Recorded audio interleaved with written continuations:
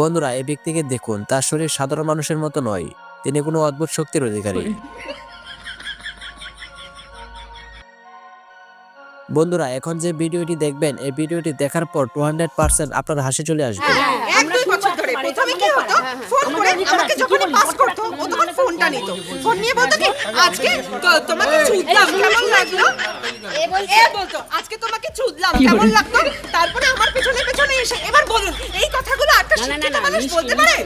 তারপরে কি বলছে, তোমার প্যান্টিটা খুলে দাও আমি ছাড়বো, তোমার প্যান্টিটা খুলে দাও আমি ছাড়বো। এই ব্যক্তিকে দেখে শিখুন কিভাবে জিনিসপত্র বিক্রি করতে হয়। উনি সবার ব্যাগে অথবা পকেটে জিনিসপত্র ঢুকিয়ে দিচ্ছেন, কারণ এগুলো বিক্রি করতে হবে।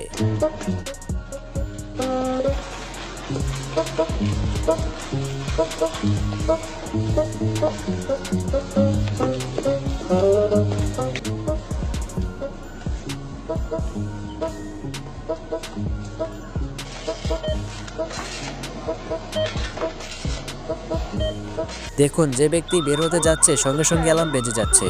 এ সময় আপনাকে অবশ্যই এই প্রোডাক্টটি নিতে হবে, নইলে আপনাকে সবাই চোর ভাববে।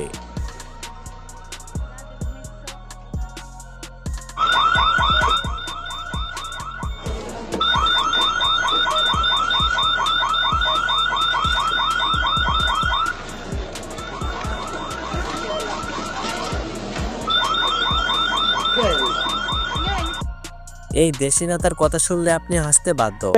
আমি শেখ হাসিনার নেত্রীর কাছে আমি জানাবো এই ওয়াটের মনে করেন ড্রেন সড়ক বাল এই বাল মনে করেন আস্তার বাল লাইটিং, হ্যাঁ আমি শেখ হাসিনার নেত্রীর কাছে মাননা শেখ হাসিনার নেত্রীর কাছে আমি বলবো, হ্যাঁ জোরাত করে বলবো আমার ওয়াটের যে কোনো সমস্যা হয় আপনার শেখ হাসিনার দোয়াতে আমি এত দূর চলে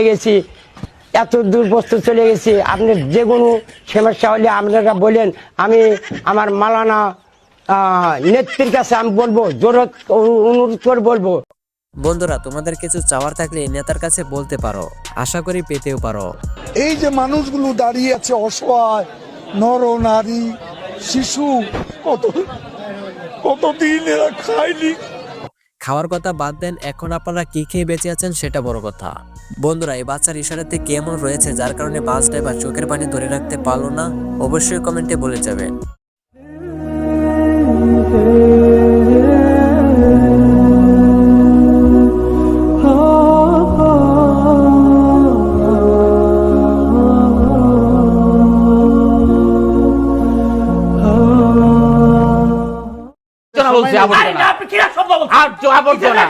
আবর্জনা রাজনৈতিক আবর্জনা আপনাকে চিনে নাকি? আপনাকে চিনে নাকি? আরে ভাই, আপনারা কে কাকে চিনেন কিনা সেটা কিন্তু বড় কিছু নয়, কথা হচ্ছে লাইভ টক শোতে এসব হচ্ছে কি। এই অমানিকতা অমানবিক এই অমানবিকতা না করে ভিডিওতে লাইক এবং চ্যানেলটিকে সাবস্ক্রাইব করুন।